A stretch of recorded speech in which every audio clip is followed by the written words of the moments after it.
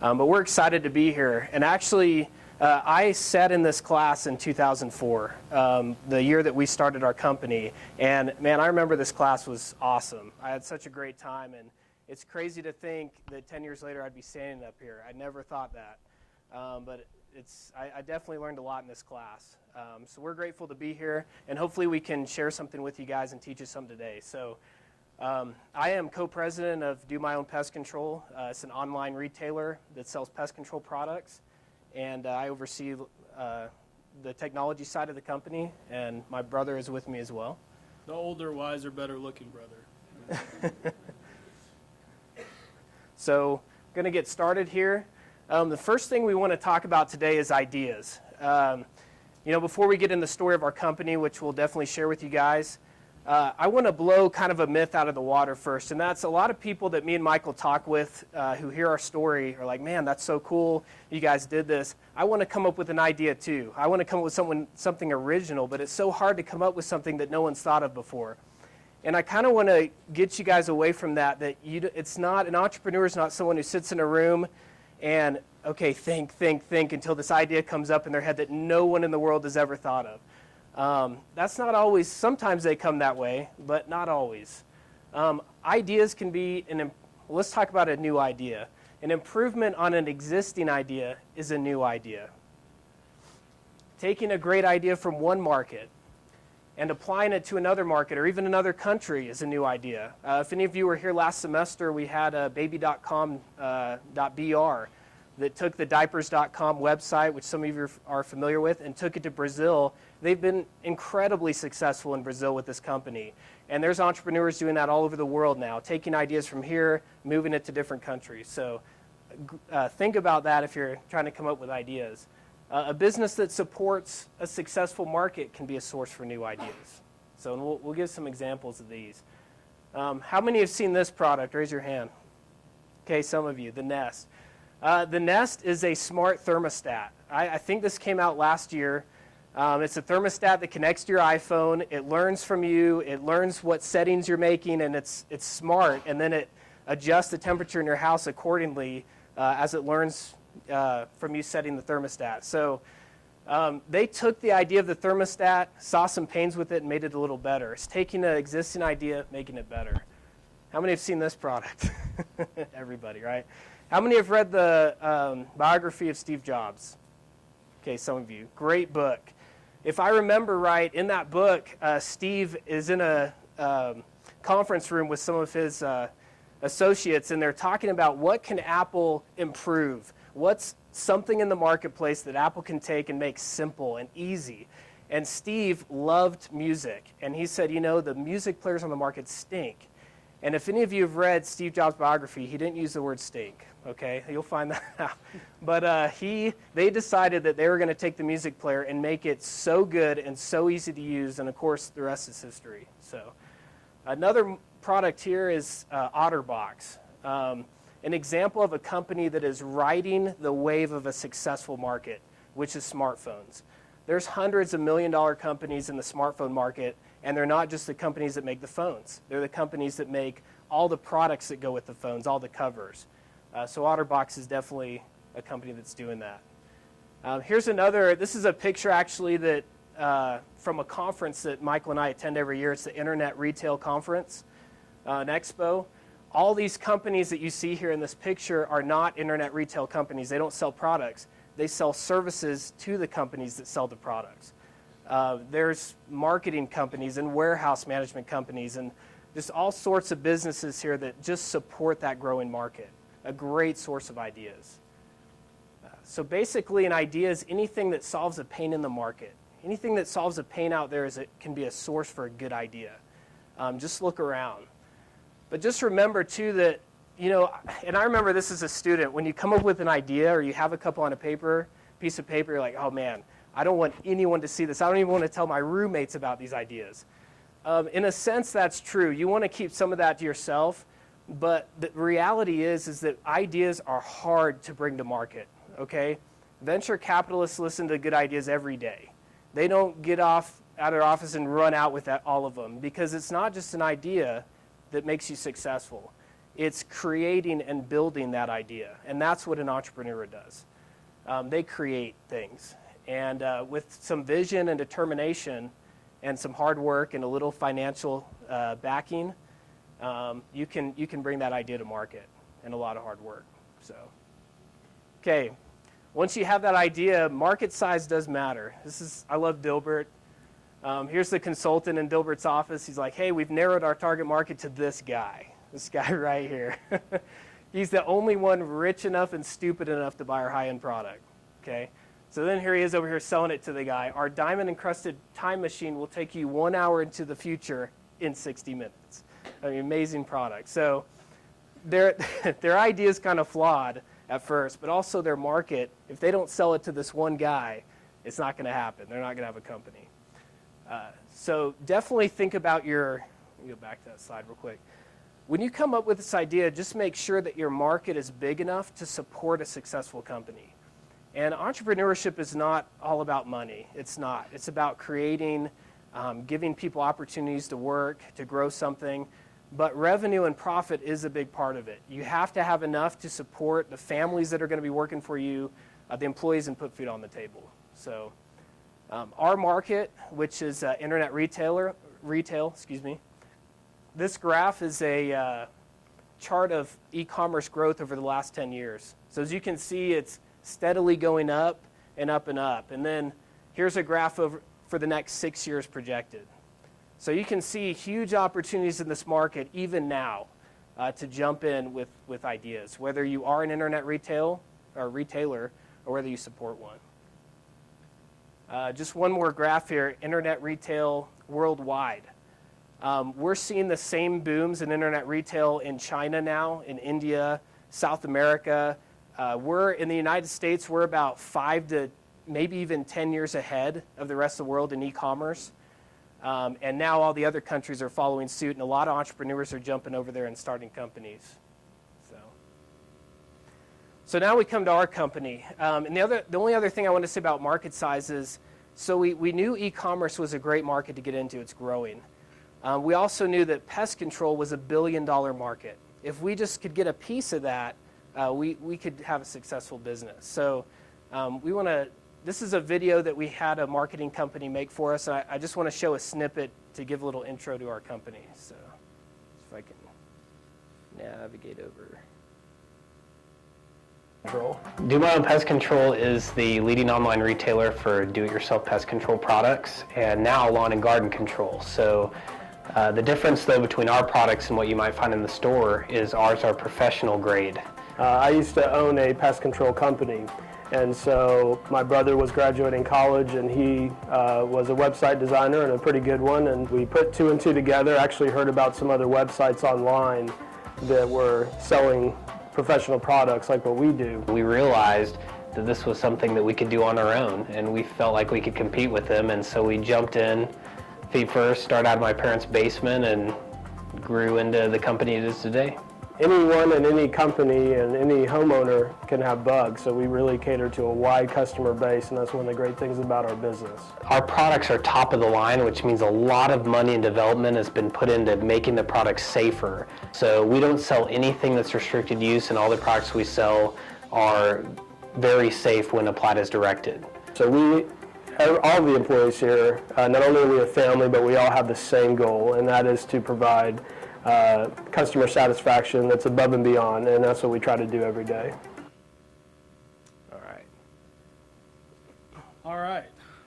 I'm not really a big fan of that video because I'm not smiling enough in it. So anyway, he insisted on putting it up there. Do My Own Pest Control. We are the nation's largest online distributor of professional pest control products and professional herbicides in the country. But we were not always the largest. We come from very small, humble beginnings. And selling pest control is not really very exciting. We kill bugs, we kill weeds, not really that exciting, but we think that our growth path that we've experienced over the last 10 years is exciting. We'd like to share some of that with you today. So how did we start? We came up with the idea in 2003. I was out of college. I was working for a local pest control company, and Philip was here at BYU finishing up school. And he was a self-taught web designer and a really good one. He actually made a few websites for some of the companies that I had worked for out of college. And one day I was with a chemical supplier, and he told me about this online website who was selling professional products to homeowners. And I didn't even know that you could do that. Internet retail isn't, what we know now about internet retail really wasn't like that in 2003. I didn't even know we could do that. And I called my brother that night, and I said, I was talking to someone today, and they told me about this website, and they're making a killing. This is what the guy told me. They're making a killing. So I'm 25 years old. Anytime someone talks to me about a lot of money, I'm listening. I called Philip right away and told him about it. We went online, and we checked this website out. How are they doing this? And we were not very impressed with their website. It was good. It wasn't great. And we were thinking, how is this company doing all this business? We dug into it a little deeper, and we realized what Philip had talked about earlier about market share. This website had the entire market. They had it cornered. They had zero competition. And after looking at it for a few minutes, Philip said, Michael, I think I can make a website that blows these jokers out of the water. Something to that effect. Maybe not exactly like that. And I said, sweet, let's do it. I have the license to buy the products, and you can make the website. We have nothing to lose. And that's how the idea was born. We still remember that night we talked. We could not sleep. And if you ever have an idea and you can't sleep, you might be an entrepreneur. And the cool thing is even 10 years later, we still have a lot of sleepless nights. And we still get really excited about things we want to implement at our company. This idea already existed. As Philip said earlier, it doesn't always have to be a brand new idea. Kudos to the company that we were looking at, that website. They came up with the idea first. Unfortunately for them, we had a plan to make it better. And that's exactly what we did. We set out to make the absolute best experience possible for buying pest control products. All right, so when we came up with that idea, I remember back, we spent about 7 months building this website. And, I remember still being in this class, and I would think the guys who came in and spoke were, God, they know everything, and how am I ever going to do that because I don't know as much as them? Well, I'll tell you right now, when me and Michael started this company, we didn't know anything. I knew how to make websites, but I didn't know anything about e-commerce. So we spent months learning every single thing we could about this market. What products this company was buying, what their margins were. We went to all the distributors. We learned what the best shopping carts were. We just did research and research and research. And that's so important when you get your idea that you're willing to go out there and find everything you can about it before you just jump in. The other thing is BYU has some awesome resources here that you guys can use, and we definitely took advantage of those. I think it was maybe a week later, I went down to the Entrepreneur Center and signed up for a mentor. And my mentor was Jerry Nelson, which I heard he retired a year ago. I wish he was here because he probably doesn't remember me. I know he had tons of students he was helping, but that was a cool experience. He definitely opened our minds to look at things we hadn't thought of before. And the other thing we did was we jumped into the idea competition. Just coincidentally, the idea competition was that next month. So me and Michael hurried up. I told him there's this competition. He's in Georgia. I'm like, we got to throw 3 or 4 papers together and submit it for this thing. We just got to try it out. So we did it, and we won, I think it was an honorable mention. It was like a couple $100. The cool thing about that was we still got to go talk to these judges, and they came back and said, you guys need to think about this and this and this. The funny thing was we had a judge who said, I just don't know if this is going to work. I don't think you can sell pest control to homeowners. Like, I don't know if there's a market in that. So, but, that's their job, is to help you try to look at every angle. And luckily, me and Michael had done our research, so we knew, hey, there is something here. But so we definitely took advantage of that. I forgot about that. We were already making money before we even started. We won that couple $100. $100. All right, so we did a lot of research. We didn't just jump in feet first. We created our LLC in beginning of 2004, and in May, we launched the website. And this looks a little dinky probably today, but back in 2004, this was state-of-the-art e-retail site right here. Philip did an excellent job designing it. And, we put this up. We were just getting started, and we sat there and stared at it. How is anyone going to find this? We went to bed that night. We had no idea if it would be weeks, days, months until we got our first order. How are these people going to find us? This is a World Wide Web of billions of pages, and we just threw up about 3 pages. Well, we woke up the next morning, and Philip checked the back-end admin of the website. We had an order. The very first night we got an order, we were like kids in a candy store, bouncing around the house. Our parents were like, what is going on up there? We couldn't believe it that someone found us on the very first night. Her name was Peggy Wu. We'll never forget our very first customer. Hundreds of thousands cents in, but, bless Peggy Wu.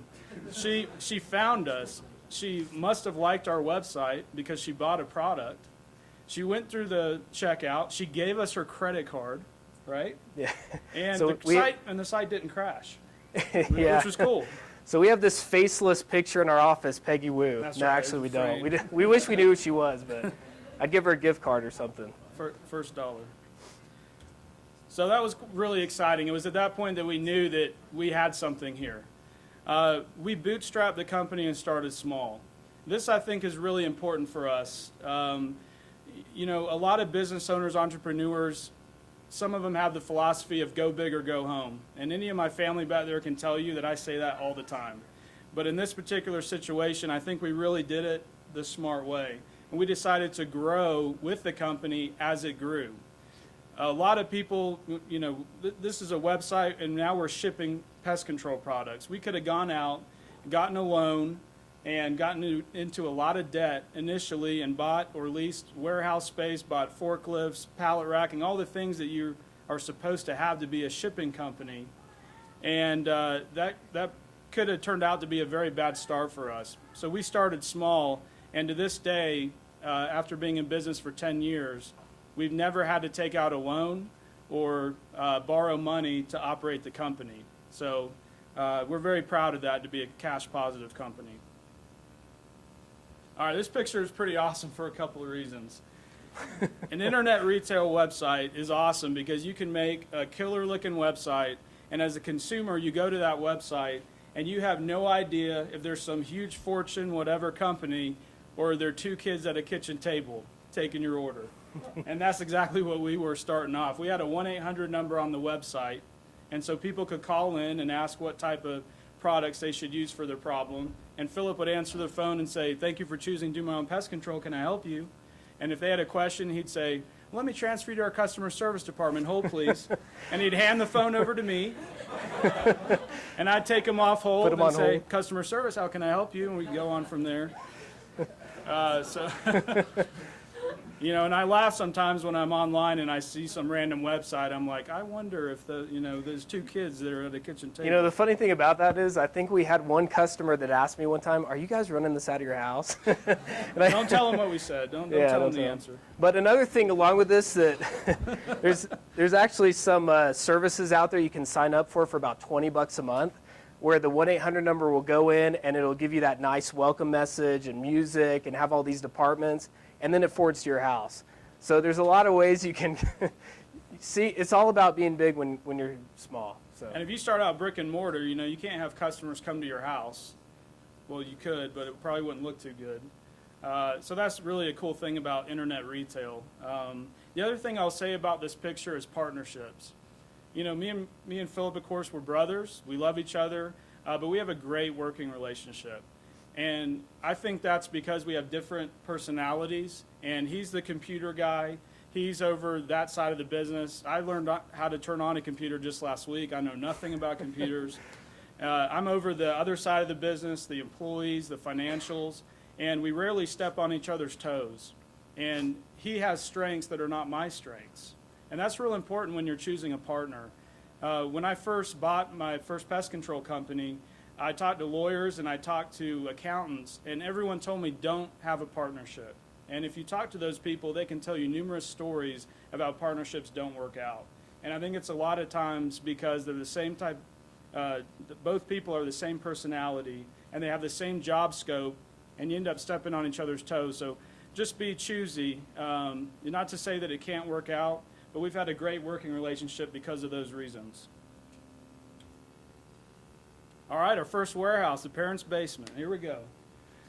We got about 50 products on the website, and we trying to make it as organized as possible, but the truth is we didn't know what the heck we were doing. We probably had about 15 to 20 orders coming into the website every day, and it took us all day to ship 15 to 20 orders. Very inefficient. And there's those 15 about to go out the door. All day there. So in that first year, from May of 2004 till December, somehow we did little over $300,000 worth of business out of our parents' basement. Not too bad for a couple of young kids. But eventually, the orders picked up, and we grew out of the basement, and we finally got into our first warehouse space. All it was basically an oversized garage that you drove into, and it had a couple offices up front. And even now, though, we're trying to do what we can to be efficient. We're learning a lot more. You can see the structure that our father built. He's very good at that kind of thing. And, for what little business we were doing, we felt like we were starting to learn the efficiencies of being a shipping company. Here are the orders piling up. And that employee there yelling for help is our mom back there. Our parents have always been really supportive. And our mom from day one was right there starting customer service in the basement with us. And sometimes me and Philip would be doing other things, and she would be customer service and shipping and packing. And she probably went a couple years without getting paid anything. We all did. We owe a lot to her. And she actually still works with us. She does customer service from home. It's kind of hard working with your mom all the time. But the moral of that story is just don't hire mom in the first place because you can't fire her. That's right. And I say that because we've tried like 10,000 times. She keeps showing up for work. So, no, we love her. We wouldn't be where we are without her. I'll say about that part, 2006, so it's about 2.5 years later. I think it was that December that we hit our first million. In a calendar year. So we had, about a year and a half later after starting, we had $1 million in revenue by the end of 2006. All right, so we've got problems here. We're in this warehouse. We had a three-year lease, I believe. We were only in here a short amount of time. We're growing fast. We're growing too fast. And at this point, as I said earlier, in the beginning, we wanted to kind of grow with the company. We didn't want to get a space too big and overextend ourselves. Now we've got the complete opposite problem. We're growing so fast, we don't know how big of a space we should get. And I guess you can say that's a good problem to have. But after this point in this garage warehouse, we decided to go big or go home, and we got a fairly large warehouse that had 4 dock doors, so we were feeling, hey, we got a legitimate warehouse now. And as you can tell, the entire previous space we were in fit in this one tiny corner.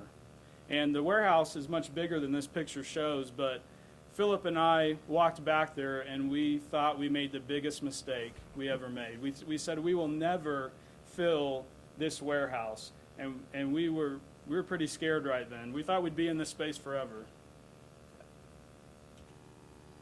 When we did move in, that was 2009, and this is our first company photo. We had 10 employees in 2009. That problem a little while ago, we were really worried that we would never fill this space. Well, about a year into that space, that started flying out the window. You throw in some pallet racks and products on pallets and a forklift, and all of a sudden, this huge space was shrinking rapidly. And we were getting ourselves into the same issue before, where we signed a 5-year lease, and this is only 2 years into it, and we're not going to be able to make it. Here's about 1,000 packages now going out the door. Philip, as you can tell, has had some of those sleepless entrepreneur nights. I don't look happy in this picture. I didn't want to put this one in the slide. But this was another opportunity to kind of bring up a point. if you get to the, ever get to the point where you own your own business and you have employees, this was about 5-6 years after we first started, and Philip's back here labeling packages in the trenches. And it's real important to get back there with your employees. I know a lot of business owners that never go back and mingle with the lower level employees, and we don't do that at our company. We always go back and try to lend a helping hand, and your employees will respect you a lot more, and they're going to work that much harder for your company. So when we'd have big days on Mondays or Tuesdays, it'd be the whole office back there. Until we got big enough and more efficient to handle it, that's the way you have to do it. All hands on deck. Here we are, as I said, 3 years. This place is complete chaos. We've got product coming in the back dock doors. We've got people trying to stock it, pickers picking product, trying to get it over to packers, and a forklift trying to make their way through the center of this picture, and there's product everywhere. We had to make a decision. This picture makes me think of that phrase, know when to hold them and know when to fold them. And we knew we had to get out of this place. And I think a lot of people might say, well, that's crazy to buy out of it, 2 years of your lease. Just make it work. Let's stay there and just make it work so we don't have to come out of pocket for all that money. But we knew efficiency is very important to us. And we knew that if we stayed here any longer, that we could not operate efficiently. Right before we left that space, here's the company picture from last spring. We're over 30 employees now. We always take a company picture every year and put it on Facebook, and it's really cool to go back and see how your company has grown. It's also a great opportunity for Philip to show off his Photoshop skills. We always take a funny picture and post that as well, and there's way too many inside jokes in this picture to go on. But all right, so the last space that we were in, we were sick and tired of buying out of leases. And our accountant said, you guys are to the point now where you need to be buying some real estate and buy your own building. And so that's what we did. We figured that if we did have to move in 2 or 3 years, that at least we'd be putting that money towards a good asset. So in November of last year, we purchased a 50,000 square foot building. We're very proud of this. We don't need anywhere near 50,000 right now, but again, the growth path that we have been on the last 10 years, we want to make sure that hopefully we can at least stay in this building 4 or 5 years. We've been buying out of leases left and right. So that's the goal this time. Hopefully it won't happen. This is the common area, just to show you a couple of pictures. The main lobby area of the building. This is our new warehouse. It's 35,000 square feet. It's bright. It's clean. The employees love it. And, it's real cool to walk manufacturers and vendors through there that have grown with us since the basement. And to see what we've done is pretty special. We've put a lot of money into efficiency. I've said that word multiple times. There's a lot of competitors that are trying to compete with us, and they have double the employees that we have. And one of the reasons we can ship the amount of packages that we do with as little employees as we have is because we've invested in efficiency. And this is an automated shipping line that you see here on your right.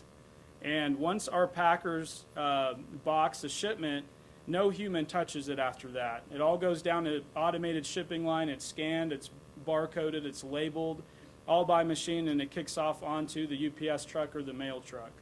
This shipping line here can allow us to do 5,000 packages a day and not even blink.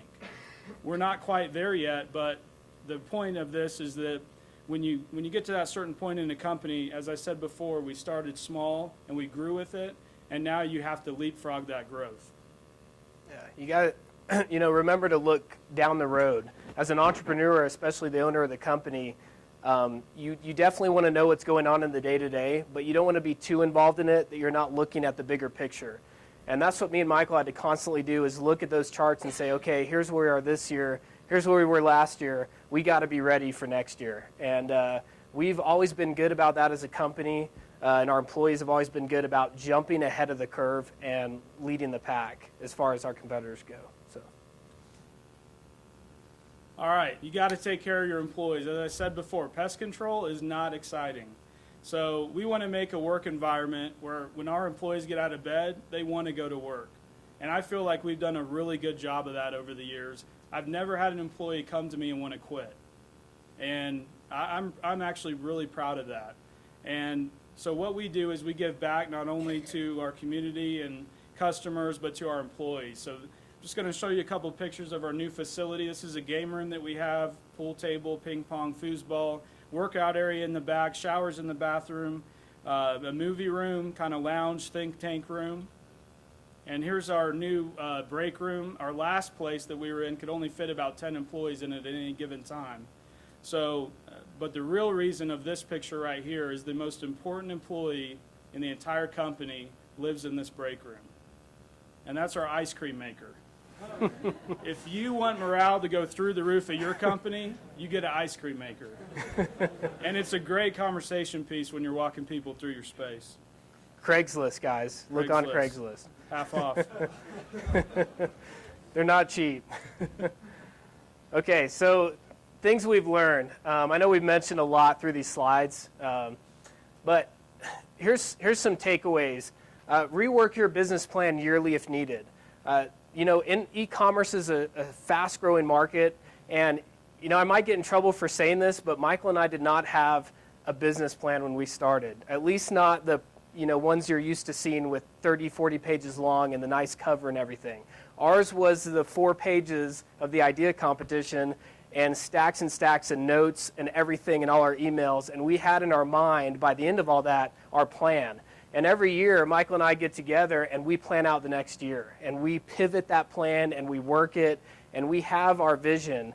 But just make sure you're looking at that and tweaking it every year. And then along with that is come up with 3 to 5 major new features or ideas every year that can fuel continued growth. We've been blessed as a company to grow 60 to 100% every year since we started.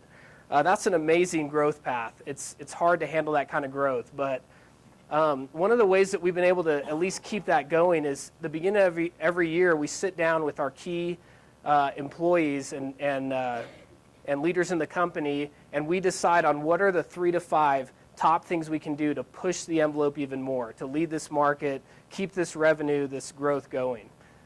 So definitely do that. Focus on becoming the very best at something. Don't get too sidetracked. I remember so many times the first couple years of this company that we'd get other ideas coming across our desk, or an employee would bring up something, or maybe even a friend. And as an entrepreneur, it's just nature. You want to jump on everything. We actually had a lot of competitors that jumped into other websites and had 1 or 2 or 3 pest control websites. And we always wanted to focus on one. We wanted to make this website the best we could possibly make it. And it's really paid off doing that. I'm not saying you never jump into other things. I think we're getting to that point. But we found more and more opportunity in this one website by focusing all of our energy as a company on it. So, another thing is to automate. You saw in some of the pictures the automated shipping line we had. We actually had another automated line in the second warehouse. Automation is so important. That pays off later, so the earlier you do it, the better. When you're a big company and the orders are pouring in, it's hard to go back and say, man, we're not as efficient as we should be. We got to go back and make this and this efficient, or our phone staff is overwhelmed now with all these orders and we don't have an efficient way to even get the orders in our system. So we tried to automate that stuff as we went. And finally, hire the very best people. And I put Good to Great. I don't know if you guys have heard of that book. It's an awesome book. Definitely read it if you have the chance. Another one that I'd recommend is the E-Myth, which talks a lot about automating your company. But Good to Great, this author goes through all these high-performing companies to find the reasons why they're outperforming their competitors. And the first thing he talks about is hire the very best people. You want to get, especially as a small company, you want to get the best people you can on the bus and then drive that bus where you want to go. And if you have the right people on there, they'll help you drive it to the right destination. And we've found that out time and time again. So. Another thing is that we're an internet retailer and not a pest control company. That's kind of like a little internal motto of our company. because a lot of our competitors are pest control companies that got online to sell products. But we look at ourselves as an internet retailer. We want to become the best retailer of products online, not just pest control. So that having that vision of what your company really is can truly help you do a better job and perform better in the market. Constantly be learning. This market grows so fast. If you guys aren't going to conferences, reading the magazines, the trade magazines, you fall behind. So one thing that we do as a company is we take our top employees to these conferences every year. Our top developer now, the day he got on the job, we put him on an airplane with us, and we flew out to, I think it was California, to go to a conference. So that was awesome. I mean, for him, he doesn't even know what this company's like yet, but he's on a plane with the owners going to a conference. And finally, put your customers first. Attract them, convert them, and retain them. And I have a graph here that you guys may have seen before. This is kind of a chart that we like to look at when we're planning, okay, what are we going to do this year? What do we need to focus on? It's all about attracting customers, converting them when they get to your website, and then retaining them. And retaining means everything from shipping them a order receipt email right away, sending them their tracking number, making shipping efficient, all those things. If you're only attracting and marketing, and then they get to your company, and then they place an order online, but you can't really fulfill that order in a timely manner, those people may make that one order, but they're not coming back. And it is hard. It's expensive to get customers. Every entrepreneur will tell you that. Good customers are not cheap. So once you get them, you want to keep them.